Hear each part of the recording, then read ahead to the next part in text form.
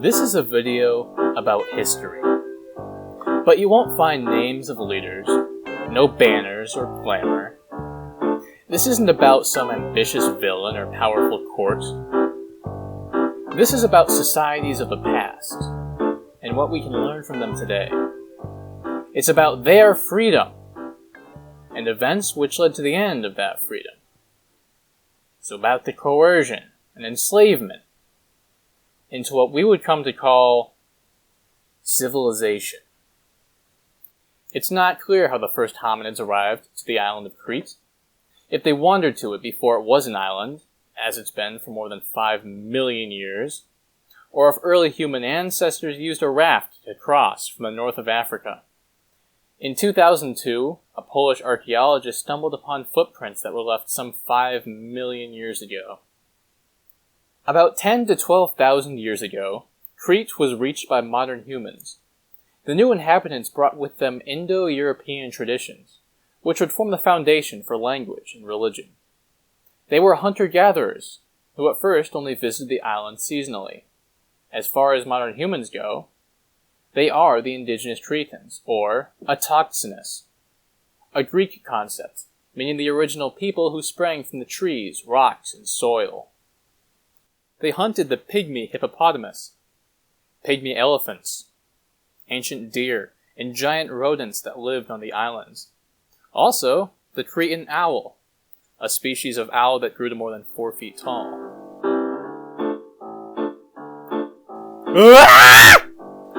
Farming was brought to Crete through purposeful settlement from Anatolia and mainland Greece.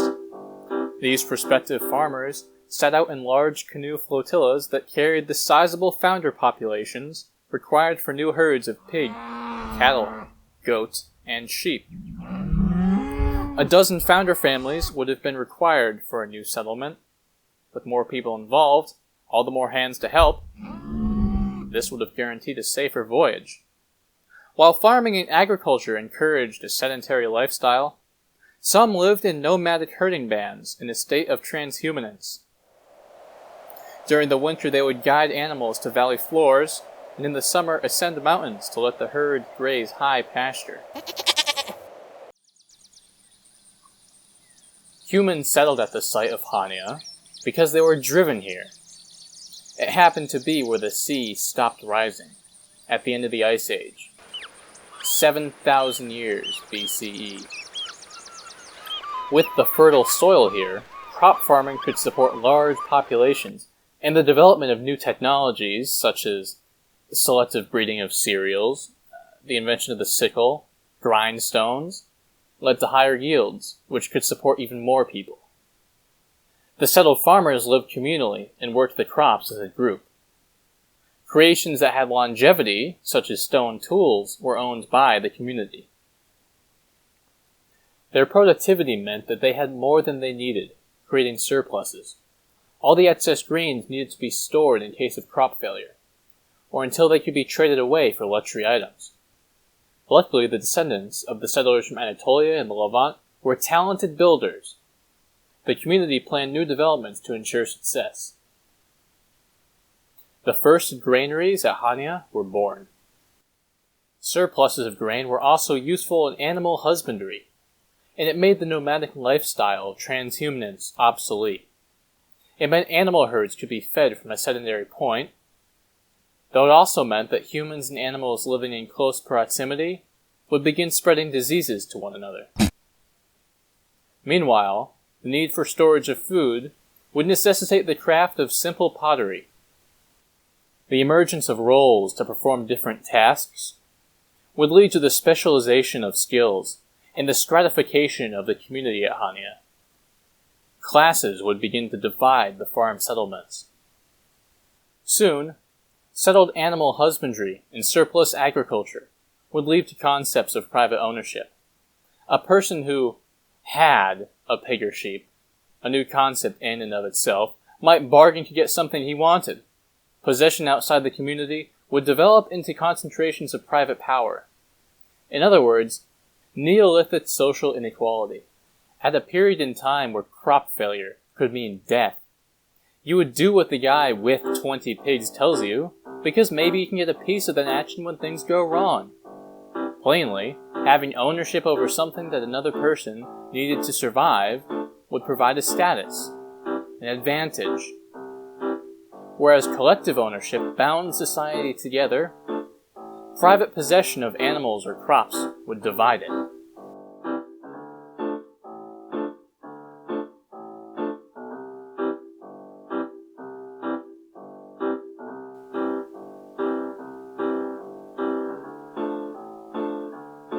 Possession of animals and the hoarding of crops was an important emergence of the concept of wealth in a land without currency.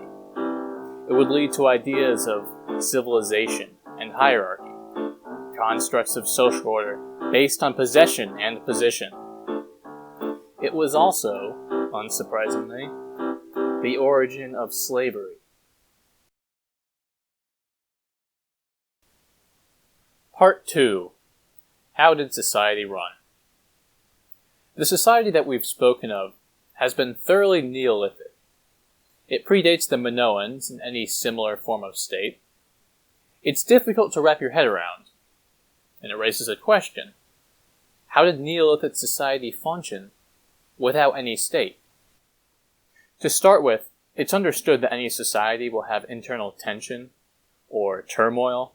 The tension in a society could be fairly innocuous, like someone looked at me wrong, I'm angry, and perhaps someone doesn't pull their full share of work while farming. How societies deal with this turmoil and the problems that they cause defines what kind of society they are. There are two alternatives, being public resolution or violence. The idea of a state could be understood as, through the monopolization of violence derives authority. Exercising violence can be legitimized if it happens in an official capacity.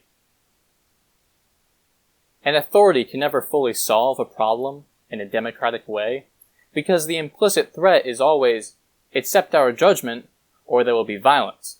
So in other words, inability to solve problems through public resolution requires legitimized violence. It requires a state. If the state as we understand it derives from power, then the popular running of a democratic society is counter-power. Counter-power takes the form of direct democracy and mediation.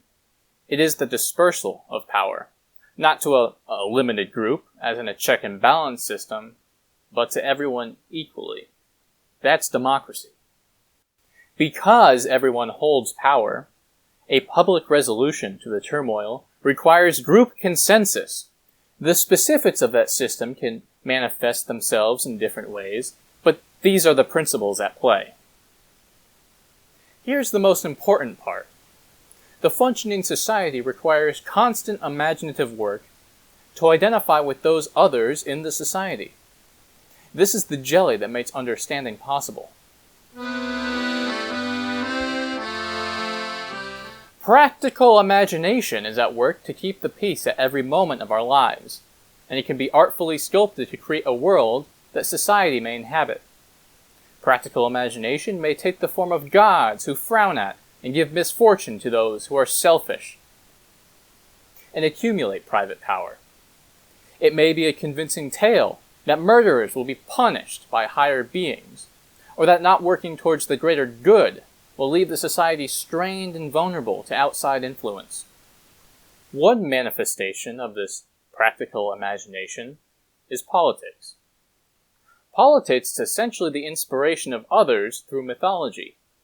It can resolve problems by appealing to a greater lore to bring people together.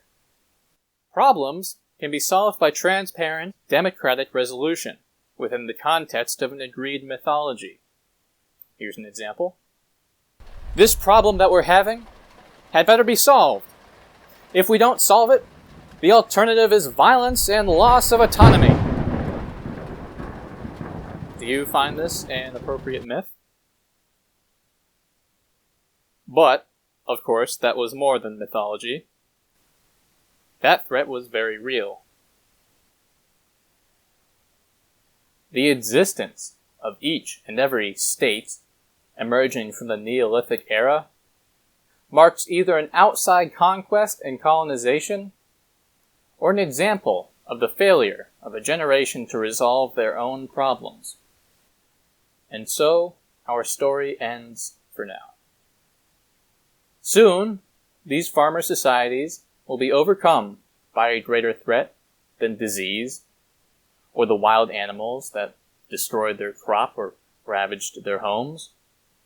The emergence of what we would call civilization would end mediation and replace it with compliance or violence. The concentration of power enabled by developments in technology, as well as justified by political mythology, will allow aristocracy to form. These wealthy few will come looking for fertile land and plentiful shores. The natural harbor here will prove a tempting location for colonization. The Minoans are on the up and up. While common land will remain a factor for centuries, decisions and direction will be dictated by the in-group. In this case, those with wealth, resources, and assets that can be brought to bear. The communal farmers will not be able to stay independent, not when their labor could be used to benefit the wealthy few, who already were learning how to use power to consolidate more power.